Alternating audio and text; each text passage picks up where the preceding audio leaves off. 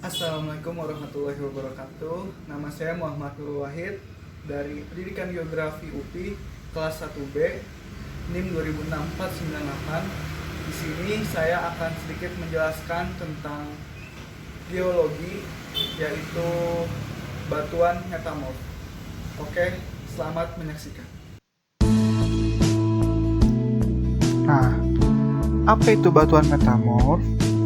Batuan metamorf atau malihan adalah batuan hasil ubahan dari batuan asal, yaitu batuan asal itu batuan beku dan batuan endapan akibat dari proses metamorfosis. Metamorfosis adalah suatu proses yang dialami batuan asal akibat dari adanya tekanan temperatur yang meningkat atau kedua-duanya sama-sama meningkat. Proses terbentuknya batuan metamorf. Batuan metamorf terbentuk karena adanya perubahan yang disebabkan oleh proses metamorfosa, yang itu perubahan tekanan, suhu, aktivitas kimia, baik fluida ataupun gas. Faktor yang berpengaruh saat pembentukan batuan malihan atau metamorf yang pertama adalah perubahan tekanan. Perubahan tekanan adalah faktor yang berfungsi mengontrol proses pembentukan batuan ini. Perubahan tekanan semakin tinggi bisa menyebabkan rekristalisasi pada mineral dalam kandungan batuan hidup sebelumnya. Tekanan yang terjadi pada batuan metamorf kurang lebih antara 1 hingga 10.000 bar. Perubahan tekanan ini juga dipengaruhi oleh berbagai hal.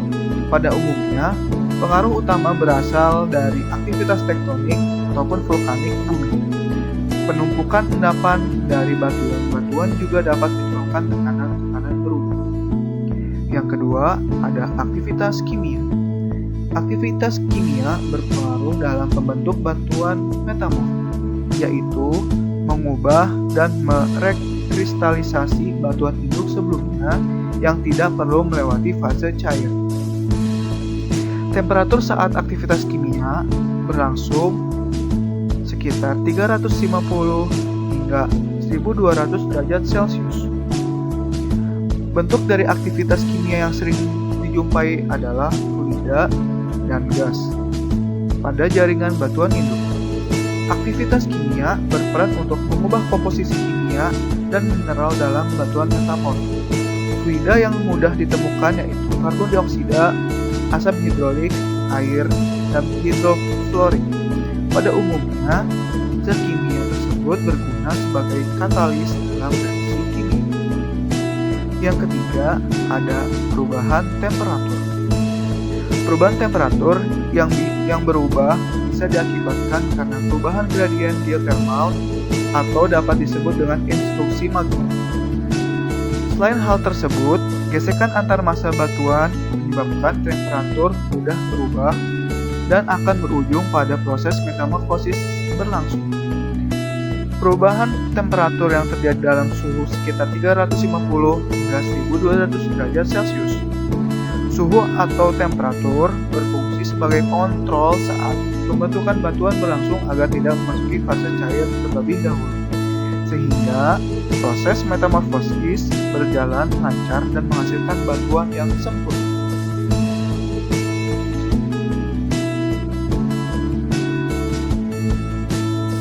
Karakteristik batuan metamorfosis. Yang pertama, ada warna. Karena proses metamorfosis yang beragam dan berbeda mengakibatkan warnanya pun bervariasi, mulai dari feldspar, kuarsa, dan mica. Feldspar berciri khas adanya belahan pada batuan. Warnanya tegak lurus dan memiliki warna merah, bisa disebut juga ortokros. Kemudian warna kuarsa, yaitu putih susu atau putih jernih. Yang ketiga ada mica, yaitu batuan yang memiliki belahan atau berwarna putih yang biasa disebut bernama muskovit dan hitam disebut biotit. Yang kedua ada struktur. Ada dua struktur yaitu foliasi dan non-foliasi.